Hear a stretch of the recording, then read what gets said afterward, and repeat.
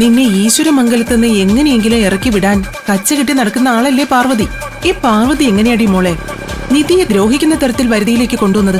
Parvathi anti എന്റെ ശത്രുവായിരുന്ന കാലമൊക്കെ പഴങ്കഥ.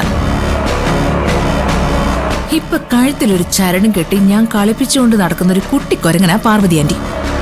ശരി, പക്ഷേ പാർവതിയെ എങ്ങനെ കുട്ടിക്കൊരങ്ങാക്കിയെന്നാ ഞാൻ ചോദിച്ചേ. അത് പറ. ആ രഹസ്യം ഞാൻ അമ്മയോട് പറഞ്ഞ ഒരു കുഴപ്പമുണ്ട്. പാർവതി ആന്റി കുട്ടിക്കൊരങ്ങനാണെങ്കിലേ അമ്മ ഹനുമാന. ഈ വാലിലൊന്ന് തീ പിടിപ്പിച്ചു തന്ന ഈശ്വരമംഗലം വീട് മൊത്തത്തിൽ ഈ ഹനുമാൻ അങ്ങ് കത്തിക്കും. അതെനിക്ക് ഉറപ്പാ. തൽക്കാലം ഈ രഹസ്യം അമ്മ അറിയണ്ട. ഓക്കെ, അമ്മ ഇപ്പൊ ഞാൻ പറയുന്നതനുസരിക്ക് പ്രണവനെ വിളിക്കും. ഞാൻ ഇപ്പൊ തന്നെ വിളിക്കാം.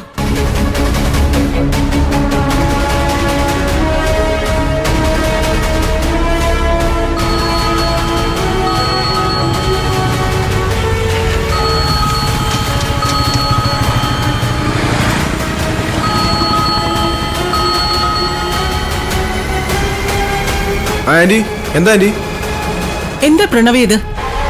എന്നാലും എന്റെ ഒരേ ഒരു മോളെ ഈ ഒരു ഗതികേടിലാക്കിയല്ലോ നീ. നീ അവളുടെ ജീവിതം ഇല്ലാതാക്കിയില്ലേ? എന്താ ആന്റി, എന്താ പ്രശ്നം? കാര്യം ഇതെന്ന് വെച്ചാ പറ. എല്ലാം പറയാം ഞാൻ. നീ ഒന്ന് നേരിട്ട് വാ, എനിക്ക് കാണണം. ആന്റി ഇപ്പൊ വീട്ടിലുണ്ടോ? ഞാൻ കൊണ്ടുവരാം. ഞാൻ വീട്ടിലുണ്ടാവില്ല. അയനിക്കടവ് പാലമില്ലേ, അതിന്റെ മുകളിൽ ഞാൻ നിപ്പുണ്ട്. പാലത്തിന്റെ മുകളിൽ അവിടെ എന്ത്? ആന്റി ശിവാനിയെ കണ്ടോ? ശിവാനിയുടെ കാര്യമൊക്കെ ഞാൻ നേരിട്ട് പറയാം. നീ ഇങ്ങോട്ട് വാ. ആ ശരി ശരി ആന്റി, അവിടെ തന്നെ നിന്നോ, ഞാനിപ്പോ വരാം. ആ എന്തായി?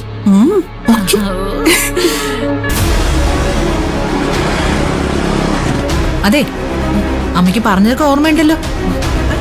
എല്ലാം ഓർമ്മയുണ്ട്. ഞാൻ അഭിനയിച്ചോളാടി.